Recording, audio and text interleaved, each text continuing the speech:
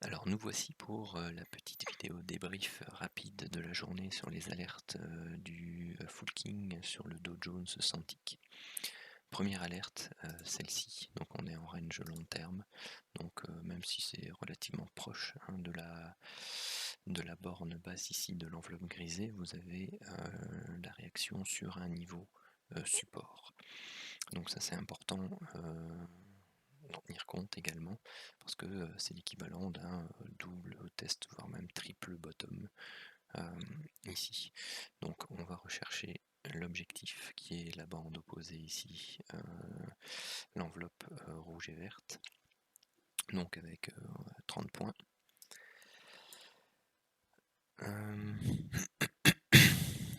Celui-ci, donc vous voyez qu'il est la bougie signal est encore en range. Par contre, la bougie qui ouvre juste après est un doji. Et nous quittons le range long terme. Dans ce cas de figure là, donc on a une bougie d'hésitation, et bien le risque est fort, surtout après une forte baisse comme ça ici avec les chandeliers rouges réguliers, et bien on a une forte chance que l'on fasse donc une légère temporisation avant de repartir à la baisse. Donc c'est ce qui se produit ici, et vous avez le type de figure ici, vous avez un A, un B, un C, pareil ici vous avez un A, un B, un A, un B et un C, où vous avez des amplitudes plus ou moins égales. Puis vous recommencez, vous avez un A, un B et un C. Donc faites attention à ce schéma de zigzag récurrent également. Ensuite, cette divergence, elle n'est pas validée parce que la ligne à casser, c'est celle-là. Faites attention aussi à ce genre de cassure. Donc moi, j'aime bien une cassure franche, donc avec un chandelier un peu plus grand. Quand vous avez une bougie d'agitation qui casse la ligne, personnellement, j'attends toujours la bougie suivante. Donc celle-ci est rouge, les autres ça hésite et puis ça invalide. Donc je préfère rentrer un peu en retard, comme ici, où vous avez la cassure par un petit chandelier. J'attends le chandelier suivant qui est, bon, on le voit pas ici avec la mesure, mais vous voyez, regardez ici, vous avez un beau chandelier qui initie le mouvement. Donc à ce moment-là, pour moi, on peut prendre position. Alors ici, je l'ai considéré valide mais ABE. Pourquoi? Parce qu'on est toujours dans une tendance baissière, on corrige en 3 temps et puis on vient casser notre ligne de tendance haussière par le bas.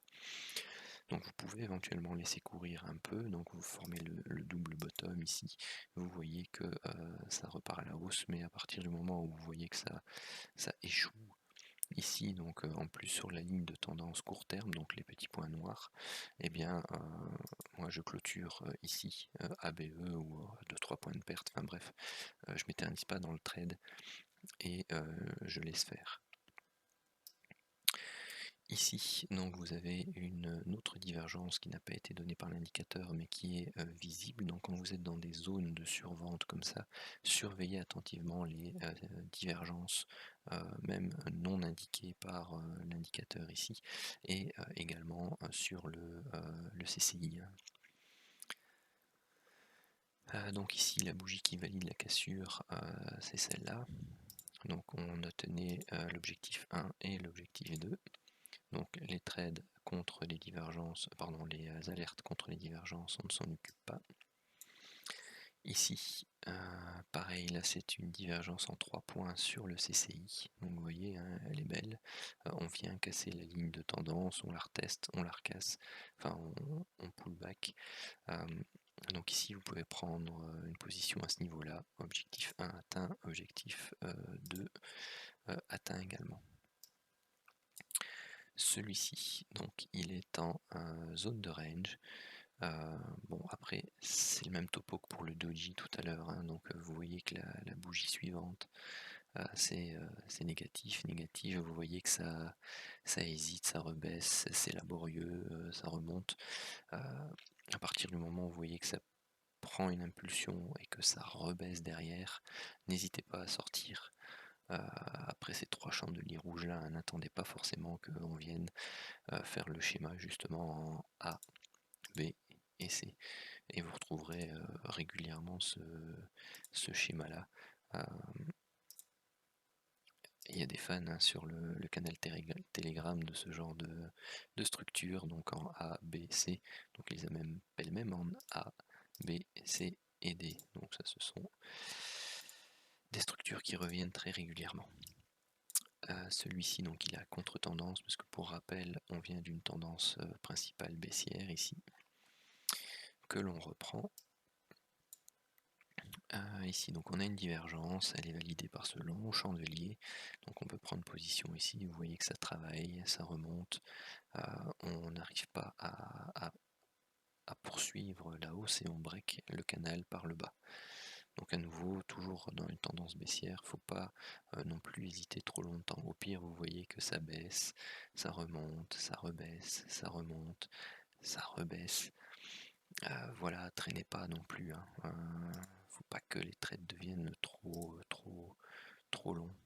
Donc vous voyez d'ailleurs ici, vous êtes à chaque fois limite, hein, c'est quasi les points de stop à 30 points avec le spread, on y est ici, hein, donc n'hésitez pas à couper, vaut mieux être BE ou une petite perte plutôt que de se farcir à chaque fois les 30 points de stop. Il y aura suffisamment de trades dans la journée pour pouvoir choper des trades comme celui-ci, donc divergence validée, vous sortez du canal, bon à part avec grand chandelier, vous breakez la ligne de tendance court terme, il ne faut pas hésiter à sortir non plus. Au pire, à nouveau, vous laissez retravailler, vous voyez que vous n'y arrivez pas, au pire vous sortez avec un peu moins de gains. Ici pareil, divergence, celle-ci est validée, on a l'objectif 1 qui est là, l'objectif 2, eh bien, il sera la cassure du canal haussier. Deuxième divergence ici d'affilée, pareil, objectif 1 atteint, si vous visiez l'objectif 2, vous sortez là. Celle-ci, la divergence, donc le signal est valable mais il est donné dans la zone grisée. En plus, on est relativement proche ici de la ligne de tendance long terme et au plus on peut aller chercher le contact avec l'enveloppe du King TT. Pareil, hein, je vous ai noté celle-ci pour info, donc vous avez une divergence, elle est validée ici par ce chandelier là, c'est le même principe, hein, il n'y a pas beaucoup d'amplitude à aller chercher, donc vous voyez que les signaux qui sont donnés dans la bande grisée ou aux alentours de la ligne de tendance long terme sont compliqués à gérer.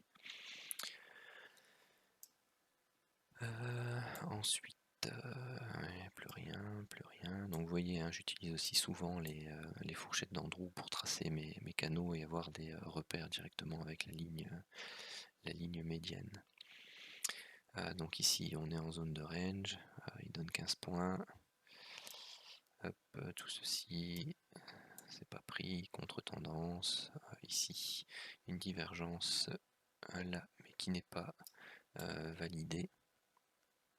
Vous voyez, on casse ici et on repart à la baisse.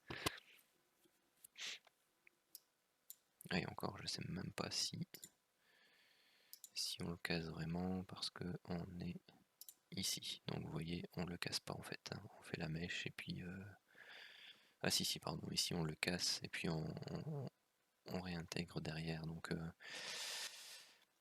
Donc celle-ci elle est limite, si jamais elle est prise, c'est quelque chose qui doit être stoppé BE. Bon ici je vais quand même la compter perdante dans les statistiques.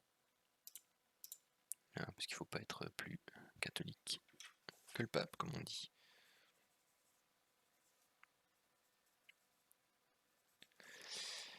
Hop, et donc on n'est pas encore à 21h30, donc je vais mettre la vidéo en pause pour voir un peu où on est à 21h30, mais vous voyez qu'on a pris, qu'il y a une divergence ici, qui a déjà donné l'objectif 1, et vous avez ici un trade possible dans le sens de la divergence, hein. Donc vous voyez qu'on a fait une impulsion, on corrige en A, B, C, et puis on repart. Ça c'est classique aussi en Elliott, hein. Une impulsion, une correction en 3 temps, et on repart à la hausse, et ainsi de suite. Donc ici on pourrait avoir fait une vague 1, une vague 2, une vague 3, une vague donc en flat, en petit A, petit B, petit C pour une vague 4 mais qui pénètre quand même fortement la vague 1. Donc ce serait plutôt un A, un B et un C. Et ici on travaille encore une structure corrective, donc à voir ce que ça va donner. De toute façon, vu l'heure, je pense plus qu'il y a grand chose à attendre. Donc au niveau des résultats, pour l'instant, je mettrai à jour si jamais il y a encore des signaux ici dans les. Pardon, des alertes dans les 15 prochaines minutes. Mais aujourd'hui, donc pour le setup 1, on est à 230 points. Vous voyez, il y a eu 12 trades, 2 perdants sur les 12. Donc on a une moyenne de trades perdants de 11%, ce qui est vraiment pas grand chose. Et pour le setup 2, on est à 1530 points avec aussi 11% de trades perdants. Donc là on a un peu plus de BE, donc au total un peu moins de trades gagnants. Mais au niveau des pourcentages de trades perdants, ce qui est le plus important à regarder, on est stable pour l'instant sur 5 semaines. Donc c'est relativement intéressant. Et pour la première semaine du mois de février, on est à plus de 1100 points pour le setup 1 et plus de 1500 points pour le setup 2.